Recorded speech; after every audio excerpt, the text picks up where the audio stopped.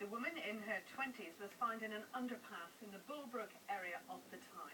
Police repeating for anyone who may have seen anything in the area in the early hours of this morning to contact them. Our reporter Peter Cook is in Bracknell for us. Peter, what's the latest?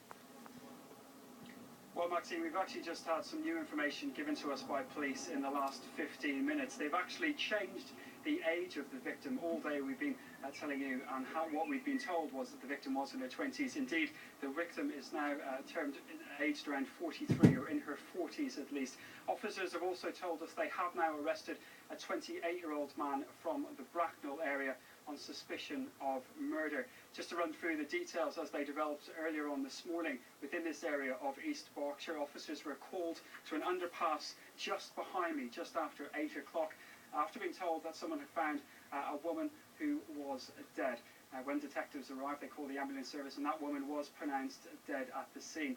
The whole area has been cordoned off for most of the day since 8 o'clock for some time, and this underpass actually runs through the main arterial road of Bracknell, the A329. It's a very quiet residential area, neighbours just over to this side and an industrial estate over to that side. Locals very shocked by what happens. Many of them are using the underpass every day to bring their children to school. But detectives and forensic officers have been here since very early, and as you can see, they are still here this evening continuing their investigations. But the very latest information is the victim of this incident was aged in her early 40s, and indeed a 28-year-old man has now been arrested on suspicion of murder.